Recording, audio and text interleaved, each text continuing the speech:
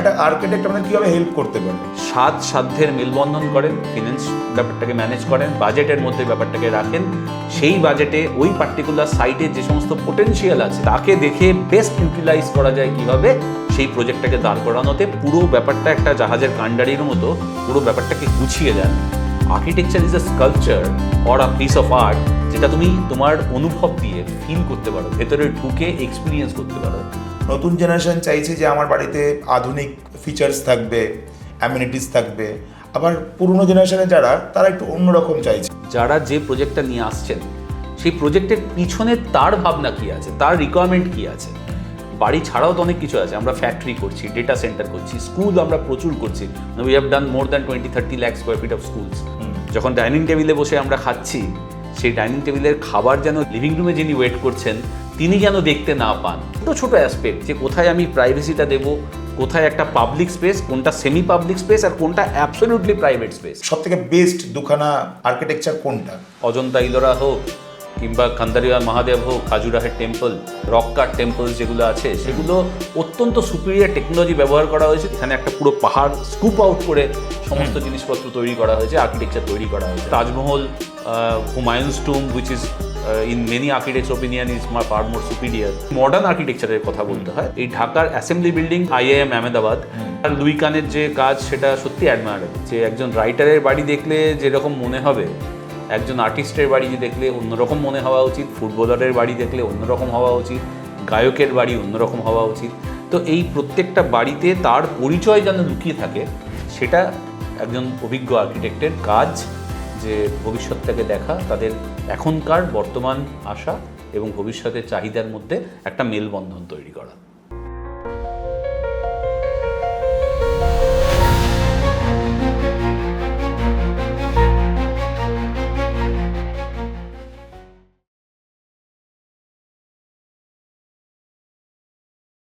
নমস্কার, আমি প্রতীক। ফ্রেম কথা স্টুডিওর আরও একটা পডকাস্টে আপনাদের সকলকে জানাই স্বাগত। আমরা যখন কোনো সুন্দর আর্কিটেকচার দেখি তখন তার সৌন্দর্যটাই শুধু উপভোগ করি, আর যখন কোনো ইন্টেরিয়ার দেখি তখনও তার শুধু সৌন্দর্য উপভোগ করি। কিন্তু কখনো ভেবে দেখেছেন এই সুন্দর সুন্দর আর্কিটেকচারগুলোর পেছনে কোনো একটা শিল্পীর দীর্ঘস্থায়ী ভাবনা থাকে, তার দর্শন থাকে? আজকে আমাদের পডকাস্টে যিনি অতিথি হয়ে এসছেন তিনি কিন্তু শুধু স্বপ্নের বাড়ি বানান না, তিনি রীতিমতন স্পেস নিয়ে খেলা করেন। তিনি একজন সফল আর্কিটেক্ট, একজন ডিজাইনার এবং অন্য ধারে একজন কনসেপচুয়াল আর্টিস্ট। তিনি national award winning architect mister Abhishek Dutta. তো অভিষেক দা, আজকের পডকাস্টে আপনাকে স্বাগত। নমস্কার দাদা, আজকের পডকাস্টের প্রথম প্রশ্ন আপনার কাছে, এই ইন্ডাস্ট্রিতে কিভাবে আসা, ইন্সপিরেশনটা কোত্থেকে এলো, আর 20 বছর আগে আপনি যে আরকন ডিজাইন মানে আপনার যে বিজনেস শুরু করেছিলেন সেটা কিভাবে শুরু করলেন? দেখো, 8-10টা বাঙালি পরিবারের মতোই যারা সায়েন্স নিয়ে পড়তাম, আমাদের বেশিরভাগ অপশান ছিল ডাক্তারি অথবা ইঞ্জিনিয়ারিং। তো জয়েন্ট এন্ট্রান্সের পরে যখন ওয়েন আই রিয়েলাইজ যে আর একটা সাবজেক্ট রয়েছে যেখানে এতদিন আমার আর্টের প্রতি বা ছবি আঁকার প্রতি যে ভালোবাসা আছে, সেটার সাথে ফিজিক্স, ম্যাথমেটিক্স, কিছুটা পর্যন্ত কেমিস্ট্রি, এই সকলের একটা মেলবন্ধন করা সাবজেক্ট রয়েছে, এন্ট্রান্সের সময়ই বুঝতে পারলাম যে this is the subject that I am build for. তার পরবর্তীকালে এর অসংখ্য পরত আমার কাছে উন্মোচিত হয়েছে। আগে জানতাম না আর্কিটেকচার ব্যাপারটা কী, আর্কিটেক্টের কী রোল, সেটা আস্তে আস্তে বুঝেছি এবং যত দিন গেছে সাবজেক্টের প্রতি ভালোবাসা বেড়েছে। এই করতে করতে আমরা যাদবপুর ইউনিভার্সিটিতে যখন আর্কিটেকচার নিয়ে পড়াশোনা করছি, শেষের দিকে we did some competitions together. আমি এবং আমার পার্টনার সুশ্বেতা, আমরা একসাথে কম্পিটিশনসগুলো করি এবং এই কম্পিটিশনের অনেকগুলো ছিল open to practising architects as well. তো আমরা তখন স্টুডেন্ট অবস্থায় সেরকম কয়েকটা কম্পিটিশন জিতে যাই পরপর। তো সেখান থেকে কিছু প্রাইজ মানি পাওয়া গেল, কিছু প্রজেক্টের প্রসপেক্ট তৈরি হলো, অ্যান্ড উই ডিসাইডেড যে এবার তাহলে আমাদের প্ল্যানসটা করা যায়। সেই সময় আমরা ধীরে পদক্ষেপ নিয়েছি, কারণ আমাদেরকে অন্যান্য কনস্ট্রেন্ট ছিল। তার ফলে I did some research for DRDO, আমি কিছু কলেজে পড়িয়েছি। এই সমস্ত কিছুর সাথে সাথে আমরা 20 বছর আগে 2006-তে আরকন ডিজাইন নামে একটা সংস্থা স্টার্ট করি। যেরকম হয় একদম খুব ছোট্ট একটা ঘরের থেকে সেদিনকে স্টার্ট হয়েছিল, খুব সামান্য একটা দুটো প্রজেক্টের প্রসপেক্ট নিয়ে। তারপর আস্তে আস্তে এই জার্নিতে বিভিন্ন মানুষের সাহচর্য পেয়েছি, বিভিন্ন রকমের আরও আন্ডারস্ট্যান্ডিং, ডিপার লেভেলের আন্ডারস্ট্যান্ডিং ক্লিয়ার হয়েছে। তবে একটা জিনিস খুব হেল্প করেছিল, যেটা তুমি বলছিলে যে আমার thesis became the gold medal winning thesis for Jadavpur university and it got the national award from NIASA. তো একটা ছোট্ট বাড়ির ওপরে আমি করেছিলাম, যেখানে টিপিক্যালি থিসিসগুলো হয় বিশাল বিশাল শপিং কমপ্লেক্স অথবা ফিল্ম সিটি বা স্টেডিয়াম, এয়ারপোর্ট, এরম টাইপের। আমি একটা ছোট্ট রেসিডেন্সের ওপরে করেছিলাম thesis, and which goat national award as well. তো সেটা আমাকে একটা প্রচণ্ড রকমের কনফিডেন্স দিয়েছিল। আর একটা ভালো জিনিস তখন কাকতালীয়ভাবে ঘটে, ঠিক সেই সময়ই নিউ টাউনটা গড়ে ওঠা শুরু হয়। ফলে একটা ইয়াংস্টারদের কাজ পেতে, আফটার একটা দুটো কম্পিটিশনের কাজ পেলাম, ঠিক আছে, তার সাথে তোমার সাস্টেন করার জন্য, কাজ পাওয়ার জন্য যে জার্নি, সেখানে নিউ টাউনের গড়ে ওঠা স্টার্টিং পয়েন্টে ইনভলভ হতে পারাটা আমাদের জন্য একটা বেশ সহজ একটা পথ তৈরি হয়েছিল, যেটা আমাদের পরবর্তী পদক্ষেপগুলোকে ধীরে ধীরে তৈরি করার জন্য অনেকটা হেল্প করেছে। বেশ দাদা, তাহলে আমরা জানলাম যে এই ইন্ডাস্ট্রিতে আপনি কীভাবে এসছেন, কী করে ইন্সপায়ার হলেন ইন্ডাস্ট্রিতে আসার জন্য। কিন্তু একটা জিনিস যেটা আমার মনে হচ্ছে, আমরা যারা লেম্যান তারা কিন্তু আমরা জানি না একটা আর্কিটেক্টের সঠিক কাজ কী, মানে সে কীভাবে কাজ করে, কী পদ্ধতিতে কাজ করে, বা একটা আর্কিটেক্ট আমাদের কীভাবে হেল্প করতে পারে। তো সেটা যদি একটু দর্শকদেরকে বলেন। এটা একটা খুব সুন্দর কোয়েশ্চেন প্রতীক। সেটা হচ্ছে, বেশিরভাগ ক্ষেত্রেই আমরা পরিষ্কার নই যে আমাদের যখন আমরা কোনো আর্কিটেক্টকে হায়ার করি, একটা বড় সময় পর্যন্ত আমাদের এই অঞ্চলে যে কোনো কলোনিয়াল শাসনের জায়গাতে মানুষরা আর্কিটেক্টদের দেখতে পেত না, কারণ তাহলে তারা বিদেশে বসে পুরো ব্যাপারটাকে অর্কেস্ট্রেট করতো। আর্কিটেক্টের রোল অনেকটা একটা সিম্ফনির অর্কেস্ট্রার ব্যান্ড মাস্টারের মতো। তাকে হয়তো হাত নাড়তে হয়, কিন্তু তার সাথে সাথে অসংখ্য কুশীলব, অসংখ্য মিউজিশিয়ানরা তার তালে তালেই মিউজিকটা চালিয়ে নিয়ে যান। তার ফলে আমরা চোখের সামনে যদি দেখতাম যে কারা বেশি কাজ করছে, একদম নিচের স্তরে আমরা দেখতাম যে মিস্ত্রিরা কাজ করছে, ফলে কিছু লোকের কাছে উত্তর ছিল বাড়ি কে বানায়, মিস্ত্রিরা বানায়। তারপরের লোকেরা যারা আরেকটুখানি বুঝতো, তারা বুঝতো যে বাড়ি কে ডিজাইন করে, কে পুরো ব্যাপারটা দেখে, তারা বলতো ইঞ্জিনিয়াররা করে। এবং তারপরের কোয়েশ্চেন, যেহেতু আর্কিটেক্টের সাইটে যখন কাজ হয়, সেখানের ডে টু ডে অ্যাক্টিভিটিটা রিলেটিভলি কম, কারণ আমরা প্রবলেমটাকে সলভ পেপারে করে ফেলি যাতে সাইটে গিয়ে প্রবলেম না হয়। তার ফলে আর্কিটেক্টকে সাইটে রিলেটিভলি অন্যান্য এই ইন্ডাস্ট্রির অন্যান্য যারা আমাদের পার্টনার্স আছেন, তাদের রিলেটেড টু তাদের এক্সিস্টেন্স, আর্কিটেক্টের সেখানে রোলটা কম, সময়টা কম দিতে হয়, কিন্তু তার রোলটা মারাত্মক। সময় কম, রোল কম না। আর্কিটেক্টের কাজ একটা সময় পর্যন্ত মানুষ বলতো যে পুরো বাড়ি হয়ে যাওয়ার পরে একটু ফুল বেলপাতা দিয়ে সুন্দর করে দিন আমার বাড়িটা। কিন্তু ফর্চুনেটলি আমাদের সমস্ত সিনিয়র আর্কিটেক্টরা যারা আমাদের এই জোনটার মধ্যে কাজ করেছেন বহুদিন পর্যন্ত, তাদেরকে মার্কেটকে কনভিন্স করতেই সময় চলে গেছে যে আর্কিটেক্টের রোলটা কী। এখন ফর্চুনেটলি মানুষ অনেক বেশি ব্যাপারগুলো সম্পর্কে জেনেছেন, অনেক মিডিয়ার কাছে আমরা নিজেরা এক্সপোজ হয়েছি, এবং আমরা একটা ভালো বাড়ির জায়গাটা বুঝতে শিখেছি যে একটা কি চাই আমার। কারণ দেখো, আমাদের সোশিও ইকোনমিক্যালি যতক্ষণ পর্যন্ত একটা মানুষ কোনো মতে নিজের মাথার কাছে একটা ঠাঁই গোজার জায়গা খুঁজছে, তখন তার কাছে সেই ঠাঁই গোজার জায়গাটাকে সুন্দর করা এবং ফাংশনালি বেনিফিশিয়াল করা, এইটা করার জন্য যে অর্থ দিতে হবে, সেটা তার জন্য অ্যাভেলেবেল ছিল না একটা বড় সময় পর্যন্ত। তো আর্কিটেক্টের রোল হচ্ছে একটা পুরো প্রজেক্টকে, যেমন ফিল্মে একজন ডিরেক্টর থাকেন, অসংখ্য লোক কাজ করছে, মিস্ত্রিরা রয়েছে, কন্ট্রাক্টর রয়েছে, সিভিল ইঞ্জিনিয়ার আছেন, এমইপি ইঞ্জিনিয়াররা আছেন, অসংখ্য লোক, সুপারভাইজাররা রয়েছে, প্রজেক্ট ম্যানেজার রয়েছেন। এত কিছুর মধ্যে আর্কিটেক্টের রোল এই পুরো জিনিসটাকে ডিরেক্ট করা, কনসেপচুয়ালাইজ করা, যে প্রয়োজনটা কি। শুরু তো হয় যে একজনের ইচ্ছা থেকে, আমি একটা কিছু কাজ করব, সেটা একটা বাড়ি হতে পারে, একটা স্কুল হতে পারে, একটা শপিং মল হতে পারে, একটা স্টেডিয়াম হতে পারে, অনেক কিছু হতে পারে, আমরা ডেটা সেন্টার করছি সেরকম হতে পারে। তো ফাংশনাল আর্কিটেকচার আছে, ইমোশনাল আর্কিটেকচার আছে। বাড়ি যেমন প্রচণ্ড ইমোশনাল আর্কিটেকচার।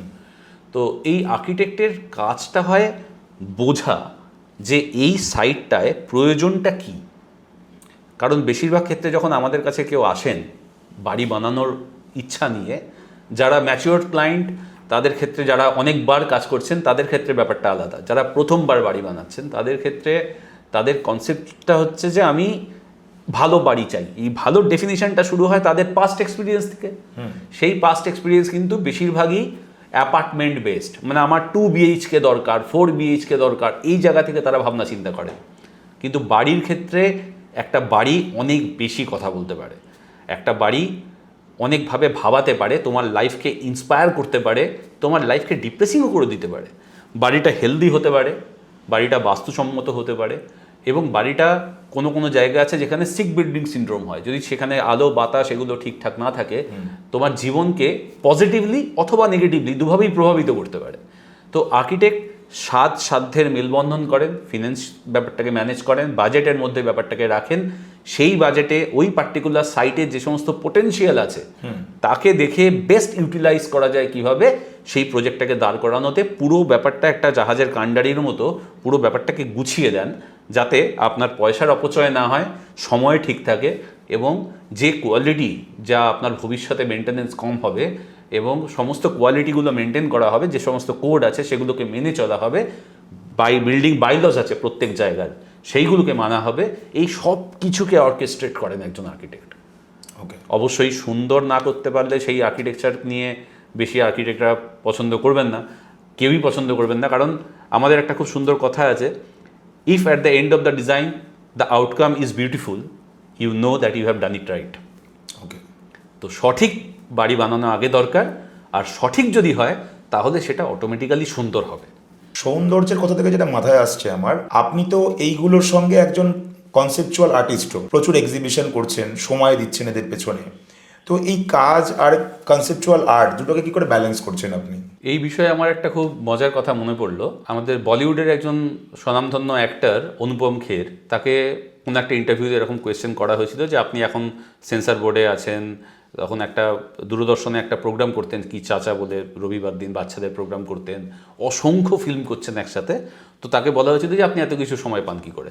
তিনি একটা অসাধারণ উত্তর দিয়েছিলেন, a busy man always finds time. আমাদের ফর্চুনেটলি এই ক্রিয়েটিভ ফিল্ডটা না, architecture is called the last general subject. তো তুমি যদি খবরের কাগজও পড়ো, সেটারও কোথাও না কোথাও আর্কিটেকচার একটা ইম্প্যাক্ট আছে। ধরো এখন যুদ্ধ হচ্ছে, তাহলে সমস্ত প্রোডাক্টের দাম বাড়ছে, মেটেরিয়ালের দাম বাড়ছে, তার মানে it is going to impact my budget of the buildings. তো আমাকে যদি অল্টারনেটিভ সমস্ত জিনিসপত্রগুলো যেগুলো নিয়ে আমরা কাজ করতে পারি, সেই অল্টারনেটিভগুলো আমার ভাবা এখন থেকে শুরু করতে হচ্ছে, উইথ সামথিং যেটা আমার সাথে, আমার প্রফেশনের সাথে লিঙ্কড না, শুধু খবর, জিওপলিটিক্স থেকে শুরু করে এভরিথিং, ফিলোসফি, সাইকোলজি প্রচণ্ডভাবে ইম্প্যাক্ট পড়ে।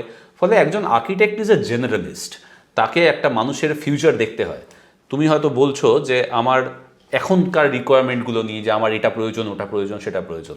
একজন ভালো সেন্সিবল আর্কিটেক্ট, একজন সিনিয়র আর্কিটেক্ট, তারা নিজেদের কাজকে ডিফারেন্সিয়েট এখানেই করে যে জুনিয়র যারা আছেন তারা হয়তো এক্স্যাক্টলি তুমি যা বললে সেই অনুযায়ী কিছু একটা ডিজাইন করে, অপটিমাইজ করে, কিন্তু আমাদের ক্ষেত্রে কাজটা অন্য হয়।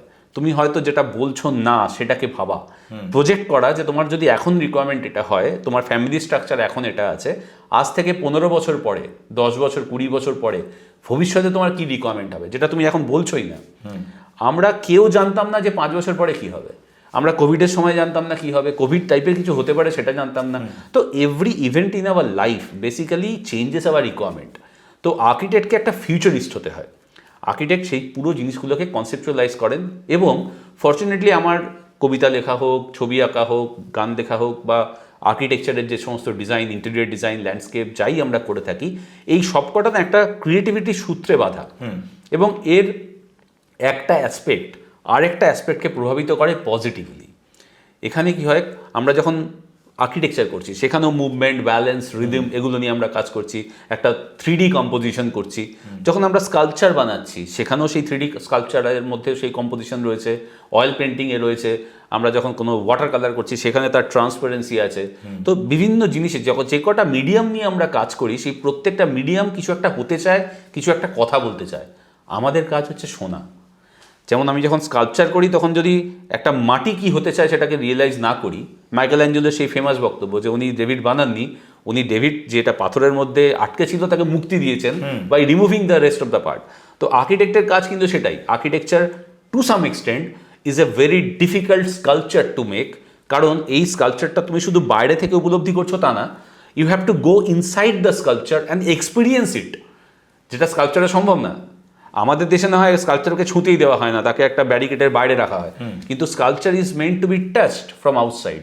Architecture is a sculpture or a piece of art, যেটা তুমি তোমার অনুভব দিয়ে ফিল করতে পারো, ভেতরে ঢুকে এক্সপিরিয়েন্স করতে পারো। তো আমার তো মনে হয় না আমি আলাদা কাজ করছি, আমার প্রত্যেকটা কাজ আরেকটা কাজকে বেটার করছে। আমার একটা ছবি যদি ভালো তৈরি হয় সেটা পরবর্তী ডিজাইনটাকে পজিটিভলি ইম্প্যাক্ট করে। তো আমি এক সূত্রের মধ্যেই কাজ করছি। আপনাকে যখন কেউ কোনো প্রজেক্ট নিয়ে অ্যাপ্রোচ করছে এবং সেটা দায়িত্ব আপনি নিচ্ছেন এবং ফাইনালি তাকে গিয়ে সেই চাবিটা হ্যান্ড ওভার করছেন বা ফাইনাল প্রোডাক্টটা হ্যান্ড ওভার করছেন, এই ইন বিটুইন যে জার্নিটা, এর মাইন্ড ম্যাপটা কী করে সাজাচ্ছেন আপনি, বা কাজটা কী করে হয় পরপর? বাহ, এটা বেশ ইন্টারেস্টিং একটা কোয়েশ্চেন। সেটা হচ্ছে, প্রথম কথা হচ্ছে, আমাদের কাছে যারাই কোনো প্রজেক্ট নিয়ে আসেন, ইটস নট যে আমরা প্রত্যেকটা প্রজেক্টকে এখন অ্যাকসেপ্ট করি। আগে একটা সময় ছিল যখন যা প্রজেক্টই আসতো আমরা রিলেভেন্স ছাড়া হলেও নিতাম। এখন we first string the projects, যে আদৌ আমরা এই প্রজেক্টে কোনো ভ্যালু অ্যাডিশন করতে পারবো তো। কারণ we are not the cheapest alternative for most people. তো সেখানে দাঁড়িয়ে আমরা যদি দায়িত্ব নিই কোনো প্রজেক্টে, তাহলে সেই প্রজেক্টটাকে যদি আমরা একটা আলাদা লেভেলে তুলতে না পারি, তাহলে সেই প্রজেক্টটায় আমরা তাদেরকে বলেই দিই যে এটার জন্য আপনি হয়তো কোনো জুনিয়র আর্কিটেক্টকে অ্যাপ্রোচ করতে পারেন, তারা আপনাকে সঠিক পরামর্শ দেবে। এখন যখন আমরা কোনো প্রজেক্টের দায়িত্ব নিচ্ছি, তার আগে একটা ফিল্ট্রেশন প্রসেসের মধ্যে আমরা বোঝার চেষ্টা করি যে যারা যে প্রজেক্টটা নিয়ে আসছেন, সেই প্রজেক্টের পিছনে তার ভাবনা কী আছে, তার রিকোয়ারমেন্ট কী আছে। কারণ এই প্রজেক্ট তো শুধুমাত্র আমরা হয়তো কনটেক্সচুয়ালি ভাবছি, হয়তো বেশিরভাগ মানুষ, যে বাড়ির ক্ষেত্রে, বাড়ি ছাড়াও তো অনেক কিছু আছে। আমরা ফ্যাক্টরি করছি, ডেটা সেন্টার করছি, স্কুল আমরা প্রচুর করছি, we have done more than 20-30 lakh square feet of schools. তো সেক্ষেত্রে এত রকমের রিকোয়ারমেন্ট আছে, সেখানে বেশ কিছু ক্ষেত্রে দু রকমের আমরা একটা ডায়লেমা ফেস করি। কিছু কিছু জায়গায় আমরা, যারা প্রজেক্টের প্রমোটার হয়, যারা প্রজেক্টটা বানাচ্ছেন, they are not the end user, তার একটা অ্যাপ্রোচ আলাদা। আর কিছু কিছু ক্ষেত্রে যারা নিজেরা এই প্রজেক্টটা করছেন এবং তারা সেই প্রজেক্টটায় থাকবেন, সেটা অ্যাকচুয়ালি আরও বেশি চ্যালেঞ্জিং। কারণ সেখানে আমাদের এই সমস্ত অ্যাসপেক্টগুলো, তাদের সাইকোলজি থেকে শুরু করে তাদের ফিনান্সিয়াল ব্যাকগ্রাউন্ড, তাদের জীবনের অ্যাসপিরেশন, সব কিছুর সাথে কানেক্টেড হয়। যখন আমরা প্রজেক্টটাকে দায়িত্ব নিই, তখন আমরা প্রথমে একটা কনসেপচুয়াল আউটলাইন তৈরি করি যে উনি যা বলছেন আর ওনার অ্যাকচুয়ালি কী প্রয়োজন, এই দুটোর মধ্যে কোনো মিসম্যাচ আমরা পাচ্ছি কিনা। আমাদের সিনিয়র ডিজাইনাররা আমরা সবাই একসাথে বসি, আমরা সাইট দেখতে যাই, সাইটটাকে বোঝার চেষ্টা করি যে এই সাইটের কী পোটেনশিয়াল আছে। ফর এক্সাম্পল, ধরো আমাদের একটা প্রজেক্টের মাঝখানে একটা নিম গাছ ছিল। তো নর্মালি একজন আমাদের কাজ করতে সুবিধা হতো যদি কিছু না থাকতো, বাট আমরা দেখলাম যে ওই নিম গাছটাকে যদি আমরা রেখে তার চারপাশ দিয়ে বাড়িটা বানাই, তাহলে একটা হোল তৈরি হবে। আপনি একটা গাছের চারপাশে হোল তৈরি করতে পারবেন, কিন্তু একটা হোল দিয়ে কখনো পরে বলতে পারবেন না যে এর ভেতর দিয়ে একটা গাছ উঠে যাক। তাহলে যেটা আমাদের সাইটের কনস্ট্রেন্ট থাকে, সেটাকে আমাদের সাইটের অ্যাসেটে কনভার্ট করাটা একটা ভালো আর্কিটেক্টের কাজ। আমরা এরপরে এই বিভিন্ন জিনিস পরে একটা স্কিম্যাটিক ডিজাইন হয়, সেই স্কিম্যাটিক ডিজাইনের মধ্যে আমরা আইডিয়া দিতে থাকি যে আপনার রুমগুলো এরকম হবে, এইখান থেকে আমরা এইভাবে যাওয়ার চেষ্টা করছি, লিভিং রুম থেকে ওখানে যাব, যে আপনার কিচেনে যিনি কাজ করছেন তারা বাড়ির ড্রেসে আছেন, তাহলে যখন কেউ একজন বেল বাজাচ্ছে, তখন তারা যদি কেউ দরজা খোলে, তাহলে সেই কিচেনটা ভিজিবলি অ্যাক্সেসেবল হলো কিনা, ভিজুয়ালি সেটাকে আটকানো যায় কিনা। আবার খুব দূরে হলে সে দরজা খুলতে যেতেও সময় লাগবে। একটা সার্ভিস ব্যালকনি, একটা যে কোনো বাড়িতে একটা সার্ভিস ব্যালকনি অত্যন্ত দরকারি জায়গা, যেখানে ঘর পরিষ্কার করা জিনিসপত্রগুলো রাখা হয়, কিন্তু সেটা আবার বাইরে থেকে দেখা যাবে না। যখন ডাইনিং টেবিলে বসে আমরা খাচ্ছি, সেই ডাইনিং টেবিলের খাবার যেন লিভিং রুমে যিনি ওয়েট করছেন তিনি যেন দেখতে না পান, সেই ব্যাপারগুলো ছোট ছোট অ্যাসপেক্ট, যে কোথায় আমি প্রাইভেসিটা দেবো, কোথায় একটা পাবলিক স্পেস, কোনটা সেমি পাবলিক স্পেস, আর কোনটা অ্যাবসলিউটলি প্রাইভেট স্পেস, এই তিনটের মধ্যে হায়ারার্কি। সিমিলারলি কোনটা ওপেন স্পেস, বাড়ির বাইরেও তো একটা জায়গা আছে, সেটাও তো আপনারই জায়গা, বাড়ির ভেতরেও একটা স্পেসের একটা ক্যারেক্টার তৈরি হচ্ছে। তো এই বিভিন্ন রকমের semi open space, semi open space এবং ক্লোজ স্পেস, এদের মধ্যে ব্যালেন্স কী করে করব। এবং বাড়ি বলে শুধু একটা প্রবলেম সলভিং না তো, সেখানে ইমোশনকে আমি টাচ করতে পারছি তো। যে আমি যখন কোনো একটা বাড়িতে ঢুকছি, একটা বোরিং যদি সিলিং থাকে, সব সময় একই রকম সিলিং, সেটা একরকম। কিন্তু দুর্গাপুজোর প্যান্ডেলে যখন আমরা ঢুকি, একটা ছোট জায়গার মধ্যে দিয়ে অনেক লোক গেল, ভিড়, একটু অন্ধকার, তারপর দুম করে একটা বড় জায়গার মধ্যে তাকে ছেড়ে দেওয়া হলো, তখন তার মধ্যে একটা ওয়াও ফিলিং হলো। তাহলে আপনার বাড়িতে আমরা কি একটা ড্রামা তৈরি করতে পারবো কোথাও? ছোট্টখাট্ট, সবার বিরাট বড় প্রজেক্ট হবে তা না, কিন্তু বিরাট প্রজেক্টের যে ফিলিং তৈরি হয়, সেটা কি আমরা একটা ছোট্ট প্রজেক্টের মধ্যে দিতে পারি কোনোভাবে? এই রকমের বিভিন্ন রকম অ্যাসপেক্ট নিয়ে আমরা ভাবনা চিন্তা করি। আমরা নিজেদের মধ্যে ডিজাইন নিয়ে প্রচুর ডিবেট করি, যেটা ক্লায়েন্ট হয়তো জানতেও পারে না যে আমরা ওই নিয়ে, ওনার প্রজেক্ট নিয়ে কত আমরা নিজেদের মধ্যে সময় দিয়েছি। অসংখ্য ফেলে দেওয়া স্কেচের মধ্যে থেকে ফাইনালি আস্তে আস্তে ওই বাড়িটা কী হতে চায় তার একটা আউটলাইন আমরা পাই। তারপর সেটা ক্লায়েন্টকে বোঝাতে হয়, যারা আসছেন তারা তো ওই ড্রয়িং থেকে আমরা যেভাবে ভিজুয়ালাইজ করছি, কনসেপচুয়ালাইজ করছি, তাদের পক্ষে তো সেই জিনিসটাকে অতটা সুন্দর করে বোঝা নাও সম্ভব হতে পারে। তখন যাতে তারা সুন্দরভাবে বুঝতে পারেন তার জন্য তাকে 3 ডাইমেনশনাল একটা সিমুলেশন করা হয়, কম্পিউটারে সিমুলেশন করা হয়। সেখানে দরকার অনুযায়ী ছবি, দরকার অনুযায়ী অ্যানিমেশন, ওয়াক থ্রু এইগুলো করে তাদেরকে দেখানো হয় যে দেখুন আপনার বাড়িটা হওয়ার পরে এই রকমের আপনার দেখতে লাগবে।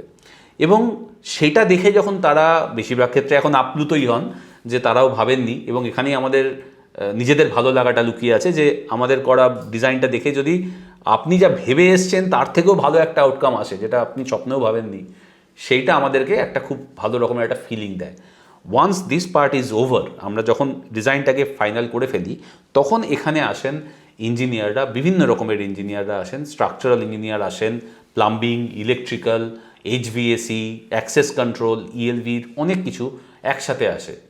এই সব কিছুকে ব্যালেন্স করা হয়, একটার সাথে একটার অপটিমাইজেশনের একটা প্রসেস চলে, এবং তারপরে আমরা একটা তার ড্রয়িং বানাই যেখানে ওখানকার লোকাল মিউনিসিপ্যালিটির যে সমস্ত রুল আছে সেই সব মেনে এই ডিজাইনটা হয়।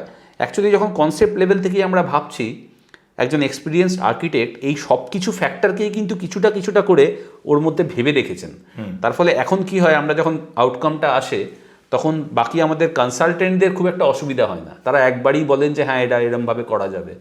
এই ডিজাইনটা হওয়ার পরে তার একটা ওয়ার্কিং ড্রয়িং হয়, যে ওয়ার্কিং ড্রয়িং দেখে সাইটে কাজ হবে, সেই কাজ হওয়ার জন্য বা একজন কন্ট্রাক্টর হয়তো তার বেসিসে উনি কোটেশন দেবেন যে আমি এরম লাগবে।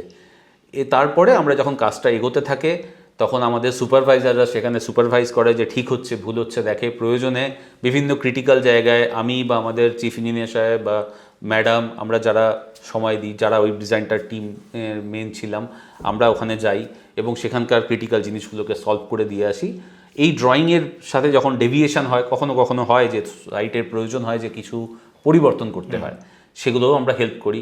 এই পুরো প্রসেসটাতে হ্যান্ড হোল্ডিং করতে হয়, এবং অনেক ক্ষেত্রে এটাও হয় যে মাঝখানে চেঞ্জ হচ্ছে কোনো রিকোয়ারমেন্ট, সেটাকেও কেটার করতে হয় যতটা সম্ভব করে। আমরা ফাইনালি একটা জায়গায় প্রোভাইড করে দিই যেটা পরবর্তী স্টেপ, যেটা যে ইন্টেরিয়ার ডিজাইনিংয়ের জন্য যেন একটা ব্ল্যাঙ্ক ক্যানভাস তৈরি হয়ে যায়। তারপর যেখানে যেখানে আমরা ইন্টেরিয়ার করছি তখন ইন্টেরিয়ারের মতো করে আবার এই এন্টায়ার প্রসেস শুরু হয়, আর যেখানে আমরা করছি না সেখানে ডিজাইনার যিনি আসেন তাকে আমরা এই পুরো ব্যাপারটা হ্যান্ডওভার করে দিই। এবং এই পুরো প্রসেসটার মধ্যে আস্তে আস্তে যে স্বপ্নটা আগে ক্লায়েন্ট বলতেই পারতেন না যে আমি কি চাই, সেই চাহিদাটা আস্তে আস্তে উনি বাস্তবায়িত হতে দেখেন। এই যে স্বপ্নের জার্নিটা, এটা হওয়ার সাথে সাথে we build up A very good relationship with them, যাতে আমরা তাদের অ্যাসপিরেশন এবং তাদের লাইফটা কোন দিকে এগোচ্ছে সেখানে কন্ট্রিবিউট করতে পারি, যেটা আমাদেরকে খুব ভালো রকম একটা ফিলিংস দেয়। বেশ, একটা প্রশ্ন আমার খুব করতে ইচ্ছা করছে মাঝখানে।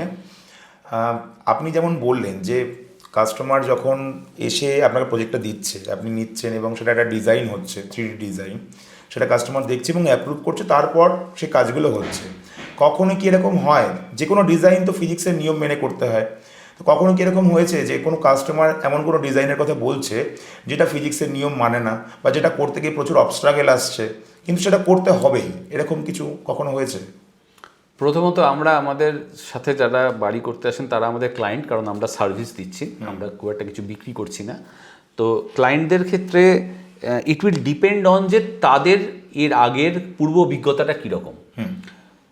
এরকম আমরা কিছু শুনি যে শুধু যে ফিজিক্সের নিয়ম মানছে বা স্ট্রাকচারের নিয়ম মানছে না, সেটা খুব একটা বড় চ্যালেঞ্জ হয় না, কারণ বেশিরভাগ ক্ষেত্রে আমরা যতটা অ্যাডভেঞ্চারাস ওয়েতে ফর্ম নিয়ে ভাবি ততটা ফর্ম নিয়ে ভাবছেন এরকম ক্লায়েন্ট আমরা কম পাই। তারা রাদার অনেক কম চ্যালেঞ্জিং একটা জিনিস আমাদের দেন।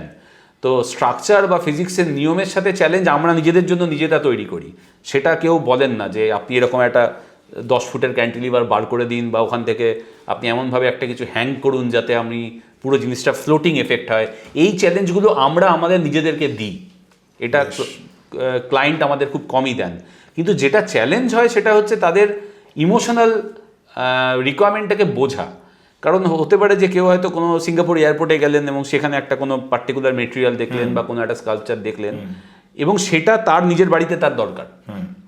তো সেই মেটেরিয়ালটা তার বাড়ির জন্য অ্যাপ্রোপ্রিয়েট কিনা, সেখানে আমাদের কখনো কখনো একটুখানি শক্তভাবে তাদেরকে বোঝাতে হয় যে আপনি যদি আমাকে ডাক্তার মনে করেন, আপনার ডায়াবেটিস হয়েছে, আপনি মিষ্টি ওষুধ চাইলেও আমি আপনাকে দিতে পারবো না। কারণ আমার, to be honest with my profession, I need to be very hard on you. যতক্ষণ পর্যন্ত আপনি টেকনিক্যালি আপনার ভালো হবে সেটা আপনার দায়িত্ব, আপনি আমাকে দিয়ে রেখেছেন, আমাকে সেই কাজটা করতে দিতে হবে। তো আমরা অবশ্যই আমাদের কাজ তো তাদের স্বপ্নকে বাস্তবিত করা, আমার স্বপ্ন চাপিয়ে দেওয়া না। তো তাদের স্বপ্নটা বোঝা এবং এই স্বপ্নের মধ্যে কোনটা সত্যি করে স্বপ্ন আর কোনটা একটা নাইটমেয়ারের প্রস্তুতি, সেই ডিফারেন্সিয়েশনটা কিন্তু আমরা তাদেরকে ভালো করে বোঝানোর চেষ্টা করি। যে আপনি হোটেলে কোথাও বেড়াতে গিয়ে একটা কিছু দেখলেন, এটা ভাবলেন না যে ওই জিনিসটা আপনার বাড়িতে লাগালে তার মেনটেন্যান্সটা কী হবে। তো আমরা তাদেরকে সেই বাস্তবের সাথে মিট করিয়ে দিই এবং তাদের রিকোয়ারমেন্টেও তাদেরকে কিছুটা বলতে পারেন যে হেল্প করি, যাতে তারা বোঝে যে এটা একটা ডিসিশন। আপনি আমার কাছে আসছেন বা কোনো সিনিয়র আর্কিটেক্টের কাছে যাচ্ছেন তো একটা সুপিরিয়র কোয়ালিটি ডিসিশনের জন্য, ড্রয়িংয়ের জন্য না। কিন্তু ড্রয়িং মেকিং একটা আলাদা বস্তু, সেটা আমাদের ডিসিশনের আউটকাম। তো এই ডিসিশনটার সার্থকতা, তার প্রোজ অ্যান্ড কন, এইটা বোঝানোটা কিন্তু খুব বড় একটা কাজ। বেশ, আমরা আবার মূল পর্বে ফিরবো, তার আগে একটা মজার র্যাপিড ফায়ার রাউন্ড করে নিই। কিছু প্রশ্ন করব, প্রশ্ন মানে কিছু শব্দ বলবো, শুনেই মনে যেটা আসবে সেটা বলতে হবে। ঠিক আছে, শুরু করে ফেলি তাহলে। প্রথম, বাড়ি। স্বপ্ন তৈরির কারখানা। কলকাতা। আমার শহর। কমফোর্ট না ডিজাইন? Comfortable design. পছন্দের কাজ? আমাদের একটা কাজ ছিল যেটা আমরা একটা সিটির জন্য গেট বানিয়েছিলাম দীঘাতে, যেটা খুব সুন্দর সমুদ্রের ঢেউকে রিপ্রেজেন্ট করছিল। আনফর্চুনেটলি সেটা হয়নি, কিন্তু সেটা এখন অবধি আমার খুব মনের কাছাকাছি একটা কাজ। আর একটা কাজ যেটা এখন আমরা করতে চলেছি, সেই ভবিষ্যতের কাজটা আমাদের কাছে খুব ইন্টারেস্টিং। বেশ কিছু স্কুল আছে যেগুলো ভালো। একটা কাজ বলা খুব মুশকিল, আসলে সবাই নিজেদের সন্তানের মতো তো প্রত্যেকটা কাজ, তাই কাকে ছেড়ে কাকে বলবো একসাথে এই এক প্রশ্নের উত্তরে আমার ভেতরে এখন র্যাপিড ফায়ার চলছে যে আমি কতগুলো, প্রত্যেকটা কাজের মধ্যেই না আমাদের জীবনের একটা করে অংশ ঢুকে থাকে, ফলে সন্তানের মতো একদম প্রত্যেকটা বাড়ি। বেশ, পরের প্রশ্নটায় চলে যাই। অ্যাফোর্ডেবিলিটি না লাক্সারি? এই কোয়েশ্চেনটাও খুব ইন্টারেস্টিং, কারণ লাক্সারি হচ্ছে সেটা যেটা আমি অ্যাফোর্ড করতে পারি না, আর যে লাক্সারিটা অ্যাফোর্ড করতে পারে তার জন্য সেটা অ্যাফোর্ডেবল। ফলে এটা সবসময়ই হবে যে হোয়াট সুটস ইউ বেস্ট। দুটো কঠিন প্রশ্নের পরে একটা সহজ প্রশ্ন, সবচেয়ে কঠিন কাজ? সবচেয়ে কঠিন কাজ হচ্ছে মানুষকে বোঝা, মানুষ কি চায়, কি বলছে, কি ভাবছে সেটা বোঝা। কারণ কারোর ভালো করতে গেলে অনেক সময় বোঝা যায় যে তারা আমাদের ভালো করতে চাওয়াটা বুঝতে পারছে না। তো বোঝা এবং বোঝানো, এটা একটা খুব কঠিন কাজ। আবার তাহলে আমরা মূল পর্বে ফিরে আসি। এই যে আপনি বললেন যে একটা ক্লায়েন্টের প্রথম রিকোয়ারমেন্টটা আপনি জানেন, যে ক্লায়েন্টের রিকোয়ারমেন্ট কী বা বোঝার চেষ্টা করেন এবং সেই অনুযায়ী ডিজাইন তৈরি করেন। কিন্তু ক্লায়েন্টের বাড়িতে তো ক্লায়েন্ট একজন নয়, ক্লায়েন্টের বাড়িতে আরও অনেক মানুষ আছে। কিছু নতুন জেনারেশনের মানুষ আছে, কিছু ওল্ড জেনারেশনের মানুষ আছে। নতুন জেনারেশন চাইছে যে আমার বাড়িতে আধুনিক ফিচার্স থাকবে, অ্যামিনিটিস থাকবে। আবার পুরনো জেনারেশনের যারা, তারা একটু অন্যরকম চাইছে, অন্যরকম টেস্ট তাদের। ঠিক। তো এই দুটো জিনিসের ব্যালেন্স কি করে করছে? ভেরি ইন্টারেস্টিং, খুব ইন্টারেস্টিং কোয়েশ্চেন। এটার কথাই আমি অ্যাকচুয়ালি বলছিলাম যে যখন আমাদের কাছে কোনো একজন মানুষ তার বাড়ি তৈরি করার জন্য আসেন, আমরা তখন শুধুমাত্র তার রিকোয়ারমেন্টটুকু নিয়ে ভাবলে কিন্তু আমরা ভালো আউটকামের দিকে পৌঁছাতে পারবো না। তখন আমাদের করতে হয় তার পরিবারের বাকিদের সম্পর্কেও জানতে হয়, তাদের কি আশা আকাঙ্ক্ষা, তাদের কি ইচ্ছে, সেটা আমরা যতটা সম্ভব হয় জানার চেষ্টা করি। তার ফলে এই বিভিন্ন প্রোফাইলের মানুষজন, তারা ওই বাড়ির সাথে তাদের সম্পর্ক কী, নিজেদের সম্পর্ক ছাড়াও বাড়ির সাথে প্রত্যেকের একটা ইন্ডিভিজুয়াল সম্পর্ক তৈরি না হলে সেই বাড়িটা কখনোই তাদের একান্ত নিজের হয়ে ওঠে না। তো নিজের বাড়িতে তাদের পরিচয় যদি আমরা দিতে না পারি, যে একজন রাইটারের বাড়ি দেখলে যেরকম মনে হবে, একজন আর্টিস্টের বাড়ি যে দেখলে অন্যরকম মনে হওয়া উচিত, ফুটবলারের বাড়ি দেখলে অন্যরকম হওয়া উচিত, গায়কের বাড়ি অন্যরকম হওয়া উচিত। তো এই প্রত্যেকটা বাড়িতে তার পরিচয় যেন লুকিয়ে থাকে, সেইটা তৈরি করার জন্যই ডিপে ঢুকতে হয়। এই জন্যই একটা বাড়ি সুন্দর করাটা শুধুমাত্র আমরা যে টেকনিক্যাল নলেজগুলোর ওপরে পড়াশোনা করে এসেছি সেটার ওপর নির্ভরশীল নয়। তাদের সাইকোলজি, তাদের ভাবনা চিন্তা, তাদের আশা আকাঙ্ক্ষা, সব কিছুর কালমিনেশনটা তাদের বাড়ি। সেটা একজন অভিজ্ঞ আর্কিটেক্টের কাজ, যে ভবিষ্যৎটাকে দেখা, তাদের এখনকার বর্তমান আশা এবং ভবিষ্যতের চাহিদার মধ্যে একটা মেলবন্ধন তৈরি করা। একটা মানুষ কি করছে বা তার প্রফেশন কি, সেই প্রফেশনটা মাথায় রেখে আপনাকে ডিজাইনটা বানাতে হচ্ছে। মানে একজন তার একটা সিগনেচার থেকে যাচ্ছে থাকছে। তো এই যে এই সিগনেচার এলিমেন্ট কি আপনাদেরও প্রতিটা কাজে থাকে? মানে কাজটা দেখলে বোঝা যাবে যেটা আপনারাই করছেন বা আপনাদের কোম্পানি করছে। দেখো, এই জায়গাটায় অনেক আর্কিটেক্টই আছেন যারা এই সিগনেচারটায় বিশ্বাসী, যে সিগনেচারটার দ্বারা তারা প্রজেক্টকে ডিফাইন করতে চান। আর কিছু কিছু ক্ষেত্রে আমাদের কাছে যেমন মনে হয় যে প্রজেক্টের কি হতে চায় সেটা আমাদের সিগনেচারের চেয়ে অনেক বেশি দামি। তবে একটা কথা সত্যি যে আমরা যেহেতু বেশ কিছু গ্রামার আছে যে ব্যাকরণগুলো আমরা আমাদের কাজের মধ্যে মেনটেন করি, যেমন আমরা হেড টু সিলিং রেশিও নিয়ে প্লে করি, আমরা চাই যে প্রত্যেকটা স্পেসে এক্সটার্নাল সারফেস যেন থাকে, যেন ন্যাচারাল লাইট, ন্যাচারাল ভেন্টিলেশন এগুলো যেন থাকে। স্টোর রুম আর লিফট বাদে বাকি প্রত্যেকটা স্পেসের মধ্যে ন্যাচারাল লাইট থাকা উচিত। কিছু কিছু ক্ষেত্রে আমরা চাইবো যেগুলো হ্যাবিটেবল রুম সেগুলোতে যাতে একটা ক্রস ভেন্টিলেশন হয়, তাহলে ভেতরকার এনভায়রনমেন্টটা একটা হেলদি এনভায়রনমেন্ট তৈরি হয়, এয়ার কোয়ালিটিটা বেটার থাকে। আর যদি কোনো রাস্তার ধারে বাড়ি হয় তাহলে সেখানেও একটা ফিল্ট্রেশনের থ্রু, যদি ল্যান্ডস্কেপের থ্রু যদি আমরা ফিল্টার করে হাওয়াটাকে নিতে পারি, বা ন্যাচারাল এলিমেন্ট যেগুলো গাছ হোক, পুকুর হোক, যেগুলো আমরা কাছাকাছি পাই দেখতে নেচারের এলিমেন্ট, সেগুলোকে যদি কোনোভাবে আমরা কোনো একটা ভিশন তৈরি করতে পারি তার দিকে, সেইগুলো খুব ইম্পর্ট্যান্ট হয়ে দাঁড়ায়। আর এইটা করতে গিয়ে কোথাও না কোথাও এই ল্যাঙ্গুয়েজ একটা তৈরি হয়ে যায়। এটা না সুপারফিশিয়ালি আমার ল্যাঙ্গুয়েজ, আমার সিগনেচার থাকুক এরমভাবে তৈরি করা ব্যাপার না, এটা করতে করতে তৈরি হয়ে যায়। যে আমাদের ক্ষেত্রে জানলার উদ্দেশ্য শুধুমাত্র আলো আর হাওয়া আনা না, অনেক ক্ষেত্রে একটা সুন্দর একটা ভিউকে হয়তো ফ্রেম করাটা ওই জানলার উদ্দেশ্য। আবার জানলা দিয়ে হয়তো কোনো একটা ঘরকে আমরা বড় দেখাতে চাই, তাই জানলার সাইজ, তার লোকেশন, সেইগুলোর মধ্যে একটা ইউনিক ব্যাপার আমাদের থাকে। এবং এই যে বিভিন্ন রকমের ল্যান্ডস্কেপ ইন্টিগ্রেট করা, বা আমরা কোনো মেটেরিয়ালের না কপি করতে চাই না খুব একটা। যেমন আমরা হয়তো দেখা গেল যে প্লাস্টার দিয়ে আমরা চেষ্টা করছি ইঁট এঁকে দেবো গায়ে, কিংবা আমরা হয়তো চেষ্টা করছি যে অনেক ক্ষেত্রে দেখেছি যে পাথর দিয়ে তৈরি হচ্ছে কাঠকে রিপ্রেজেন্ট করা, বা আমি অন্য একটা মেটেরিয়াল দিয়ে অন্য একটা মেটেরিয়ালের ক্যারেক্টারকে আমি দেখাচ্ছি, সেইটা আমাদের কাজে খুব কম আছে। মানে আমরা চাই না যে এরমভাবে সুপারফিশিয়ালি কাউকে বাইরে থেকে মেকআপ করে সুন্দরী বানানো। তো আমরা চাই যে তার ইনহেরেন্ট প্রত্যেকটা মেটেরিয়ালের একটা সৌন্দর্য আছে, সেটাকে যতটা সম্ভব যদি আমরা ব্যবহার করতে পারি, অনেস্টি অফ দ্য মেটেরিয়াল, সেইটা অনেক ক্ষেত্রে সেই বাড়িটাকে একটা ক্যারেক্টার দেয়। তো এগুলো করতে করতে কোথাও না কোথাও আমাদের বাড়ির মধ্যে একটা ক্যারেক্টার তৈরি হয়ে গেছে ফর লাস্ট 20 ইয়ার্স। যে আমরা শুরুর দিক থেকে যদি আমরা এখন দেখতে পারি ক্রোনোলজিক্যালি, যে আমাদের কাজগুলো আস্তে আস্তে একটা শেপ নিতে আরম্ভ করেছে। এটা কখনো কনসিয়াস চয়েস ছিল না, করতে করতে ল্যাঙ্গুয়েজগুলো আস্তে আস্তে ডেভেলপ করেছে। এখন কিছুটা দেখলে বোঝা যায়, হয়তো ভবিষ্যতে আরও বেশি বোঝা যাবে। বেশ, যখন আমি কথা বলতে স্টার্ট করেছিলাম এই পডকাস্টে, তখন কিন্তু আমি এই বিষয়টা সম্বন্ধে একেবারেই অজ্ঞ ছিলাম, লেম্যান।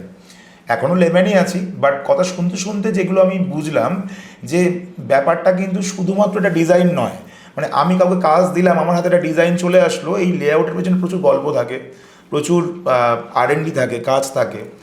তো কাস্টমারের যেটা ধারণা, একজন আর্কিটেক্টকে হায়ার করলে অনেক খরচা, অনেক বেশি খরচা, তো এটা কতটা সত্যি? দেখো, খরচ তো একটা আছে, কারণ একজন ওই পাবলো পিকাসোর গল্পটার মধ্যে আসতে হয় যে উনি রেস্টুরেন্টে বসে ছবি আঁকছিলেন, তো একজন এসে ওনাকে একটা কাগজ দিয়ে বললেন স্যার কিছু এঁকে দিন। তো উনি একটা 30 সেকেন্ডে কিছু ছবি আঁকলেন, আর তারপর বললেন, যখন বলছেন oh mister Picasso what a wonderful picture, তো উনি চলে যাচ্ছেন। তো উনি বললেন যে young lady this will be 30,000।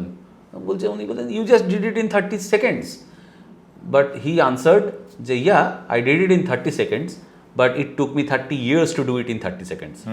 তো একটা অভিজ্ঞ আর্কিটেক্ট বা যে কোনো কনসালটেন্ট, শুধু আমরা বলে না, যে কোনো কনসালটেন্ট, যে কোনো মানুষ যিনি তার লাইফকে দিয়ে দিয়েছেন কোনো একটা প্রফেশনে, সেখানে তার সময়টাকে তো আপনাকে মূল্য দিতেই হবে। এবং সময়টা শুধু আপনার সাথে একজন ডাক্তারবাবু কতক্ষণ কথা বললেন তার দ্বারা হয় না, যে আপনি আমার সাথে 30 সেকেন্ড কথা বলেছেন, 2 মিনিট কথা বলেছেন, তার আপনার ফিস 2 মিনিটে কত হতে পারে, এরমভাবে হয় না। 2 মিনিটে আপনার প্রবলেমটাকে বুঝে তিনি যদি আপনাকে প্রেসক্রাইব করতে পারেন, তার পিছনে ওনার বহু বছরের অধ্যাবসায় আছে। তো ভালো জিনিস পেতে গেলে আপনাকে একটু খরচ করতে হবে, কিন্তু এই খরচটা এক্সপেন্স না ইনভেস্টমেন্ট, এই কোয়েশ্চেনটা আপনাকে করতে হবে। ধরুন আপনি কোনো একটা বাড়ি বানাচ্ছেন, বাড়ি বানানোর জন্য আপনি 1 টাকা খরচা করেছেন আর্কিটেক্টের পেছনে, কিন্তু পরবর্তীকালে বাড়িটা হয়ে যাওয়ার পরে যদি আপনাকে অন্য কেউ অন্যভাবে আপনি করলেন, যে কোনোভাবে হোক একটা সস্তায় কিছু একটা করলেন, তারপরে যদি আপনাকে কেউ ওই 1 টাকাটা অ্যাড করে দিতে বলে যে আপনাকে আরও 1 টাকা দিচ্ছি, বাড়িটাকে সুন্দর করে দিন, বা বাড়িটাকে এফেক্টিভ করে দিন, বা বাড়িটাকে হেলদি করে দিন, সেটা কি করা সম্ভব হবে? না। তো design, any good thing is coming at a cost. আমরা নয়তো আইফোন আর একটা খুব সস্তার একটা ফোনের মধ্যে ফিচার ওয়াইজ খুব একটা ডিফারেন্স নেই। মারুতির গাড়িতেও 4টে চাকা থাকে, BMW-তেও 4টে চাকা থাকে, তাই না?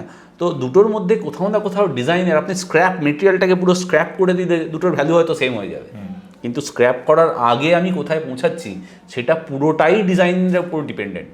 তাই ডিজাইন আমার মনে হয় তো এখন আমাদের অনেক বেশি ম্যাচিওর হয়েছে মার্কেটটা, একটা সময় এটা বোঝাতে অনেক সময় লাগতো, এখন people understood this thing already. তারা অলরেডি জানে যে আমি যেটা খরচ করছি ডিজাইনের পেছনে সেটা is coming at a cost and this is for the betterment of the thing. আমার স্বপ্নের কোনো দাম হয় না, there is nothing called a cheap palace. তো আপনি আপনার জন্য তো জীবনের সবচেয়ে বড় ইনভেস্টমেন্ট করতে চলেছেন। বেশিরভাগ মানুষের বাড়ি তার লাইফের সিঙ্গেল লার্জেস্ট ইনভেস্টমেন্ট। তো সেখানে আমি যদি 10 টাকা খরচ করে আমি 30 টাকার অপচয় বন্ধ করতে পারি এবং স্পেসের কোয়ালিটিটাকে এমন করে দিই যাতে কেউ ভেতরে ঢুকলে তার ওই বাড়িটা 1000 টাকার বদলে 10,000 টাকার মনে হয়, ওয়াই শুডন্ট আই? মানে মোট এটা কথা এফেক্টিভ খরচ, এটা investment, it is not an expenditure. মানে এক্সেলেন্সির পরিমাপটা পয়সা দিয়ে করা যাবে না। কখনোই করা যায় না, এটা শুধু আর্কিটেকচার বলে না, কোনো ক্ষেত্রেই করা যায় না। একটা ছবির মূল্য কি কখনো কত টাকার রং আছে, কত টাকার তুলি লেগেছে আর কত টাকা ক্যানভাস আছে তার উপর ডিপেন্ড করে না? তো তার পেছনের যে রিসার্চ, যে কাজটা কোনো একজন ভালো স্থপতি বা ভালো শিল্পী খুব কম সময়ের মধ্যে করতে পারছেন, তার পিছনে তার পুরো তার টিমের কাজ, তার কনসালটেন্টদের কাজ, কী ধরনের ভালো মানুষদেরকে আমরা রাখছি যারা আপনার এই কাজটাকে নিয়ে যাচ্ছে, কিভাবে আমরা দেখছি, মনিটর করছি। এখন বিভিন্ন সিসিটিভি ক্যামেরার থ্রু আমরা কন্টিনিউয়াস কোয়ালিটি মনিটর করছি। সেই সব কিছু মানে আপনার ভালো বাড়ি শুধু দেখতে ভালো হবে তা না, এটার মেনটেন্যান্স কম হবে, এটা এনার্জি কনজামশন কম করবে, তো সাস্টেনেবিলিটির একটা অ্যাসপেক্ট আছে। এই সব কিছু কিন্তু ইজ ভেরি ইম্পর্টেন্ট এবং এফেক্টিভ ইউজ। আপনি একটা খরচ অপচয় করতে দিলাম না, এতে আর্কিটেক্টের ফিজ তার রেসপেক্টে যত টাকা আমরা প্রপারলি বাঁচাই বা প্রপারলি ইউটিলাইজ করি তার রেসপেক্টে আর্কিটেক্টের ফিজ ইজ ভেরি ভেরি লেস।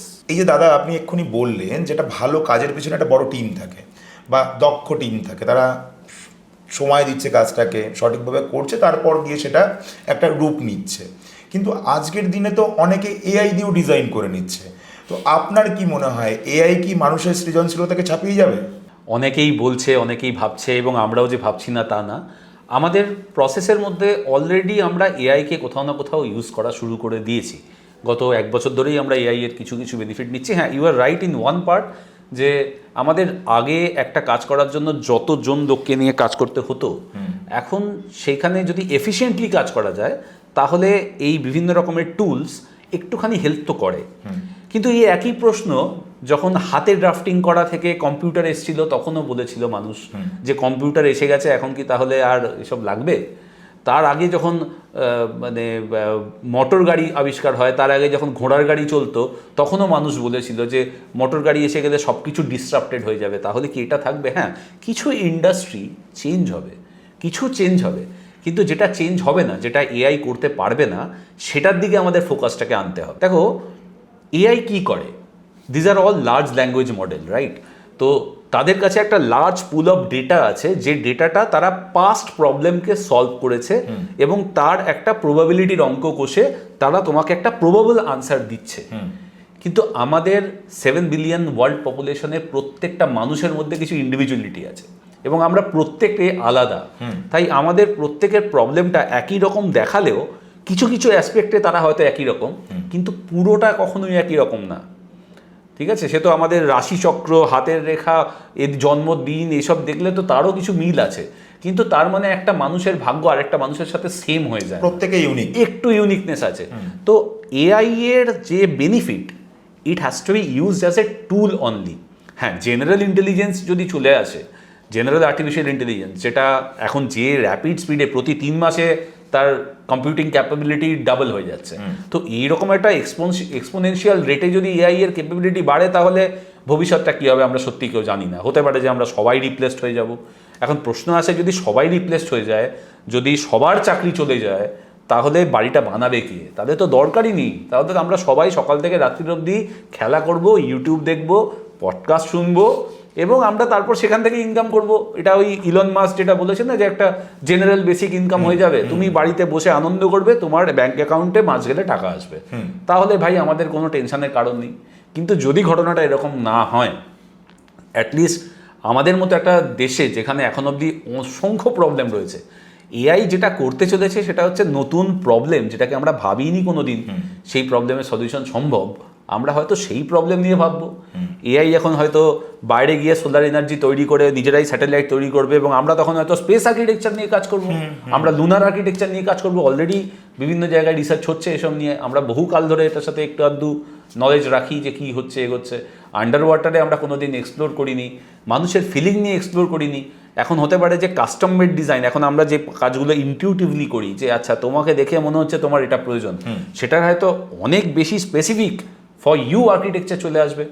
আমরা কাইনেটিক আর্কিটেকচার নিয়ে কথা বলি। ইনফ্যাক্ট আমি যে ন্যাশনাল অ্যাওয়ার্ড পাওয়া হয়েছিল সেটা একটা কাইনেটিক আর্কিটেকচারে ছিল, যেটা সেই সময় যখন 2006-তে আমি করেছিলাম সেই সময় তার টেকনোলজি অনেকটাই কঠিন ছিল। এখন বিকজ অফ এআই অ্যান্ড মানে very rapid expansion and rapid availability of technology, যেটা করতে চলেছে হতে পারে কাইনেটিক আর্কিটেকচার হবে তুমি একটাই বাড়ি ডিজাইন করবে, একটাই 2-3টে ঘরের, সেই ঘরটাই নিজের মতো মর্ফ করে যাবে, যেটা আমার থিসিস ছিল। যে এখন যেটা গ্যারেজ আছে সেটা বুটিক হয়ে যাচ্ছে, তোমার পার্টির জন্য বড় হয়ে যায় বাড়ি, ছোট হয়ে যায়। তো টেকনোলজি আসবে, কিন্তু টেকনোলজি আমাদের রিপ্লেস করবে বলাটা বোধহয় ঠিক না, কারণ আমাদের human intelligence is far superior. আমরা যতবারই টেকনোলজি এসছে, disruptive technology, AI is a disruptive technology, এই নিয়ে কোনো রকম সন্দেহ নেই। কিন্তু every time we have been encountered with a difficult new disruptive technology, আমরা ইভলভ করেছি, আমরা আমাদের কোয়েশ্চেনটা পাল্টে দিয়েছি, যেটা ওই নতুন টেকনোলজির দ্বারা আমরা একটা নতুন সলিউশনের দিকে গেছি। তো আমরা সেই জিনিসগুলোর দিকে ফিরে আসবো এবং ইন্টারেস্টিং কিছু তৈরি হবে। We are looking forward to a very interesting time ahead. আপনি তো একজন অভিজ্ঞ আর্কিটেক্ট এবং তার সঙ্গে শুধু প্র্যাকটিক্যাল কাজ নয়, আপনি বিভিন্ন জায়গায় পড়াচ্ছেন ওই বিষয়ের উপর। তো আপনার অভিজ্ঞতায় কি বলে ভারতবর্ষের সবথেকে বেস্ট দুখানা আর্কিটেকচার কোনটা? তো ভারতবর্ষে অসংখ্য ভালো ভালো আর্কিটেকচার আছে, সেটা অজন্তা ইলোরা হোক কিংবা খান্দারিয়া মহাদেব হোক, খাজুরাহের টেম্পল, সেখান থেকে রক কাট টেম্পলস যেগুলো আছে সেগুলো অত্যন্ত সুপিরিয়ার টেকনোলজি ব্যবহার করা হয়েছিল, যেগুলো আজকের দিনেও যারা সত্যি সত্যি ব্যাপারটা টেকনোলজিটা বোঝে তাদের কাছে ভয়ঙ্কর লাগবে ভাবতে যে কিভাবে তারা কতটা স্কিল অ্যান্ড দরকার। সেটা সেই পিরামিড বানানোর মতো ব্যাপার একটা, তার চেয়ে কিছু কমপ্লিকেটেড কম না। এখানে একটা পুরো পাহাড় স্কুপ আউট করে সমস্ত জিনিসপত্র তৈরি করা হয়েছে, আর্কিটেকচার তৈরি করা হয়েছে, স্কুপ আউট আর্কিটেকচার। তো তার সাথে Taj Mahal, Humayun's tomb, which is in many architects' opinion is far more superior in terms of architectural quality. সেটা ছাড়া চণ্ডীগড়, অনেক কিছু হয়েছে। তো এই সাবকন্টিনেন্ট মানে ভারতবর্ষটা তো আমাদের এই পলিটিক্যাল বাউন্ডারি দ্বারা সীমাবদ্ধ না। যদি তুমি যেটা মিন করছো, যদি মডার্ন আর্কিটেকচারের কথা বলতে হয়, তাহলে আমি 3টে প্রজেক্টকে খুব বেশি আমার পার্সোনাল পছন্দের বলে আমার মনে হয়। একটা হচ্ছে আমাদের পাশেই রয়েছে বাংলাদেশের ঢাকা অ্যাসেম্বলি বাই লুই কান। এই ঢাকার অ্যাসেম্বলি বিল্ডিংটা একটা জাতি যেটা সেই মুহূর্তে প্রায় শেষ হয়ে গেছিল, তার মধ্যে একটা অ্যাসপিরেশন তৈরি করে দিতে পেরেছিল। তো এটা একটা খুব বড় কাজ এবং তার লুই কানের যে কাজ সেটা সত্যি অ্যাডমায়ারেবল। সিমিলারলি উনিই করেছিলেন IIM আহমেদাবাদ। এছাড়া বিবিদোষী, চার্লস কোরিয়ার অসংখ্য কাজ আছে যে কাজগুলো যে কোনো মানুষকে নাড়া দিতে পারে। আমার কাছে আর্কিটেকচার সেটাই খুব বেশি প্রমিনেন্ট এবং উল্লেখযোগ্য, যেটা ইমোশনালি কোথাও টাচ করে। যে সমস্ত স্পেসের মধ্যে গেলে, যেমন হুসেন দোসি গুফা, অসাধারণ একটা স্পেস, IIM আহমেদাবাদ এর কাজ, সেপ্ট আহমেদাবাদ, সাঙ্গাত, এই বিভিন্ন যে জায়গাটা ওই জোনটায় না অসংখ্য ভালো ভালো আর্কিটেকচার রয়েছে। এছাড়া চেন্নাই, পুনে, অনেক জায়গায় আছে। কলকাতাতেও একটা দুটো ভালো কাজ, যেগুলো ইন্টারন্যাশনালি ভালো কাজ, সেগুলো হচ্ছে, হুইচ ইজ ভেরি এনকারেজিং।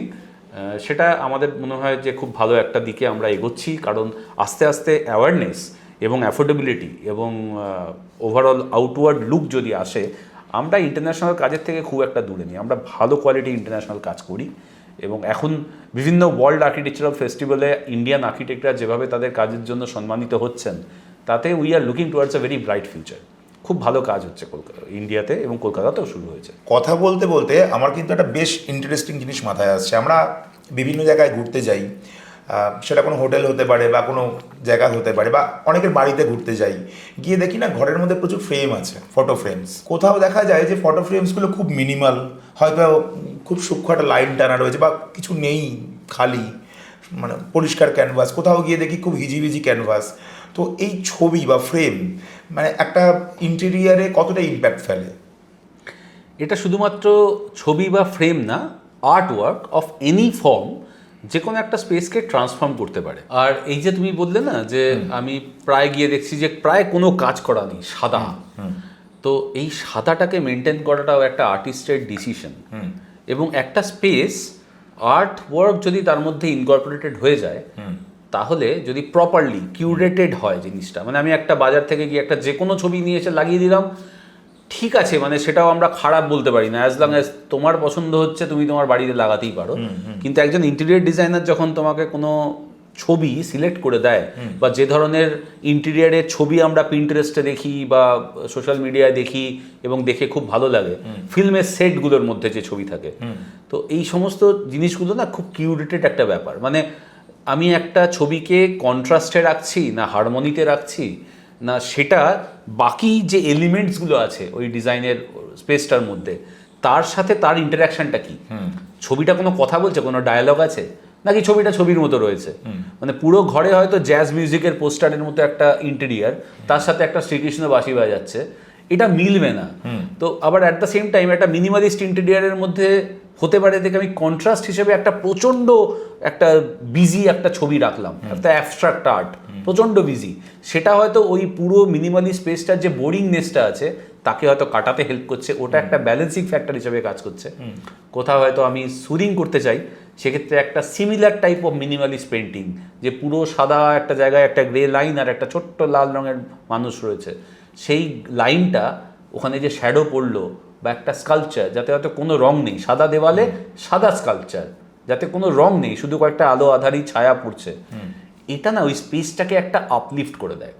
সেই আপলিফট তোমার কুশন কভারও করতে পারে, তোমার যেভাবে আমরা স্ক্রিন করি, বিভিন্ন জিনিসকে স্ক্রিন করা হয় ইন্টেরিয়ার করার সময়, যে পর্দা তার মধ্যে হতে পারে আপহোলস্ট্রি থেকে শুরু করে সফট ফার্নিশিং, ফ্লোরের কালার, লাইটটা পড়ে বাউন্স করবে, লাইটিংয়ের ডিজাইন, লাইটটা ঠিক কতটা আমি ফেলবো, কোথায় অন্ধকার তৈরি করব, সব কিছু প্রভাবিত করে।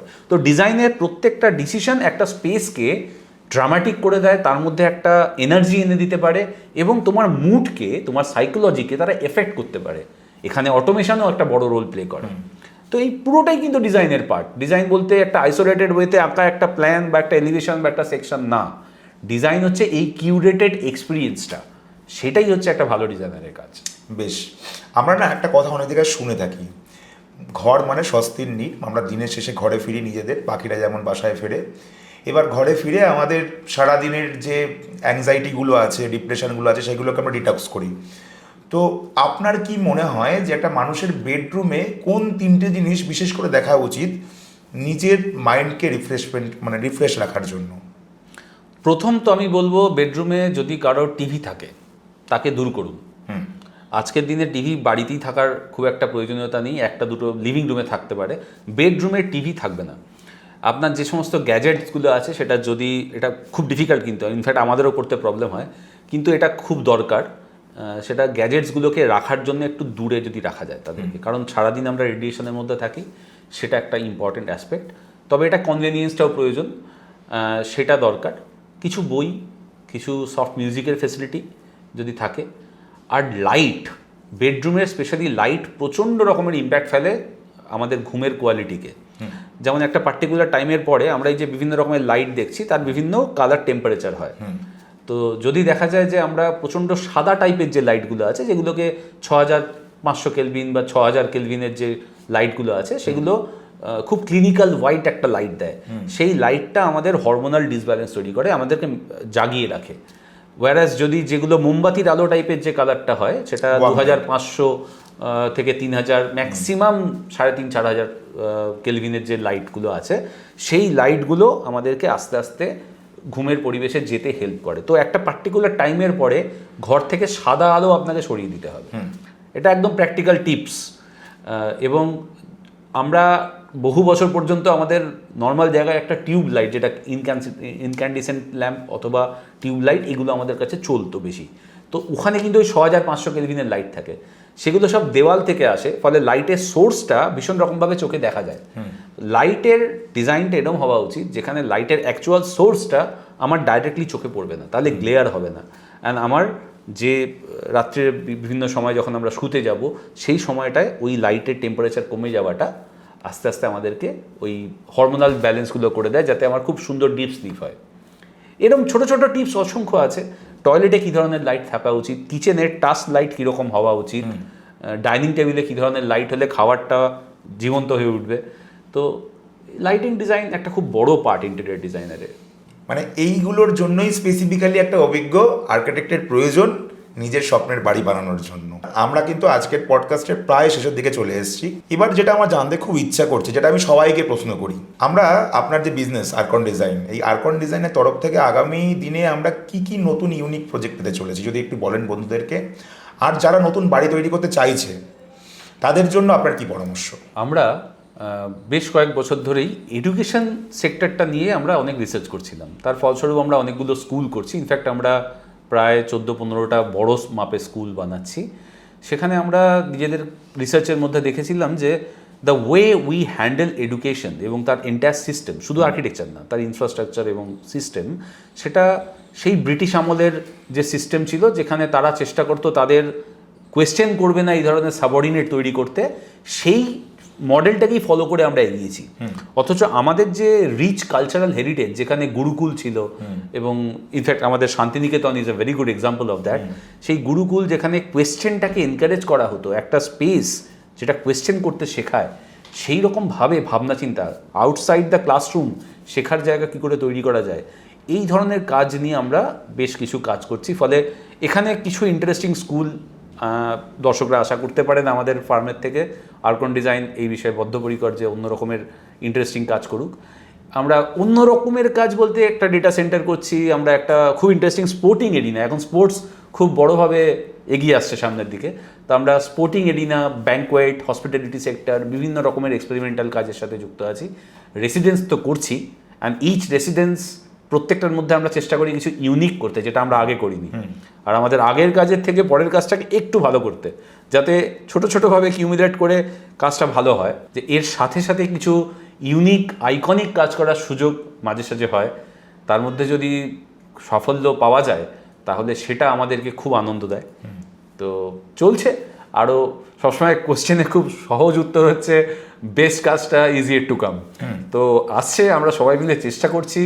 হোপফুলি খুব তাড়াতাড়ি আমরা খুব ইন্টারেস্টিং কাজ পৌঁছে দিতে পারবো আমাদের শহরকে এবং ভারতবর্ষের বিভিন্ন জায়গায়। আর যারা নতুন বাড়ি বানাতে চাইছে তাদের জন্য যদি আপনার কিছু বক্তব্য থাকে। বাড়ি বানানোর ক্ষেত্রে সবার আগে যেটা প্রয়োজন সেটা হচ্ছে বাড়িটা আমি কেন বানাতে চাই, এই প্রশ্নটা আমার মনে হয় সকলের আগে নিজেরা লেখা উচিত। মাথায় আছে ঠিক আছে, বাট লিখুন যে কেন বাড়ি বানাতে চাই, কেন ফ্ল্যাট বাড়ি বানাচ্ছি না। ফ্ল্যাটেও তো থাকা যায়, অ্যাপার্টমেন্টের একরকমভাবে লাইফস্টাইল আছে, সেখানে ফেসিলিটিস রয়েছে।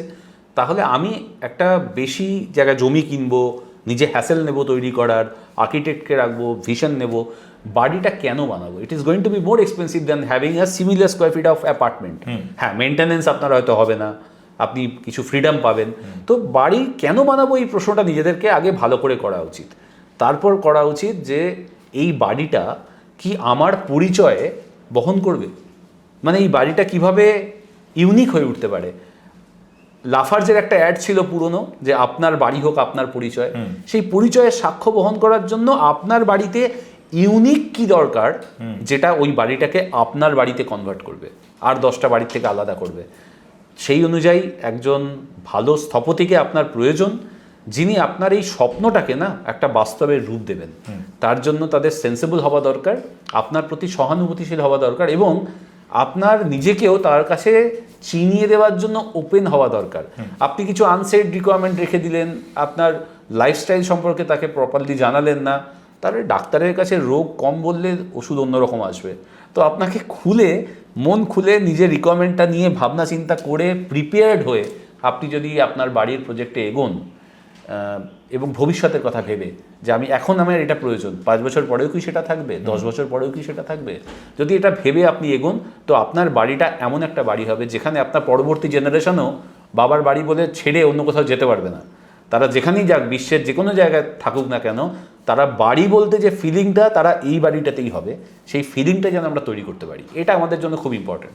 আজকের পডকাস্ট থেকে কিন্তু আমি অনেক কিছু জানতে পারলাম এই আড্ডা থেকে। মানে আমার তো জানা ছিল না যে এত কিছু হয়। একটা ডিজাইনের পেছনে, একটা সুন্দর আর্কিটেক্টের পেছনে এত চিন্তাভাবনা থাকে মানুষের, এত লোকের শ্রম থাকে। আশা করি আমাদের দর্শকরাও অনেক কিছু শিখেছে এখান থেকে, বা শিখবে এই পডকাস্টটা থেকে। আপনাকে অসংখ্য ধন্যবাদ এতক্ষণ অমূল্য সময় দেওয়ার জন্য আমাদের পডকাস্টে। আর তোমরা যারা পডকাস্টটা শেষ পর্যন্ত দেখলে তোমাদেরকেও ধন্যবাদ জানাই। তোমাদের কারো যদি কিছু বলার থাকে অবশ্যই আমাদের কমেন্ট বক্সে কমেন্ট করে জানাতে পারো। প্রতীক, তোমাকেও অসংখ্য ধন্যবাদ এই সুন্দরভাবে পডকাস্টটাকে নিয়ে যাওয়া এবং যেভাবে কোয়েশ্চেন করেছো, রিসার্চ করেছো, তার জন্য তোমাকে অসংখ্য ধন্যবাদ এবং দর্শকদেরকেও ধন্যবাদ এতক্ষণ সময় দিয়ে পুরো জিনিসটাকে শোনার জন্য। তাহলে আবার দেখা হচ্ছে নেক্সট এপিসোডে অন্য কোথাও, অন্য কোনো ব্র্যান্ডের সাথে, অন্য কারোর গল্প নিয়ে। ততক্ষণ পর্যন্ত সবাই ভালো থাকো। নমস্কার। নমস্কার।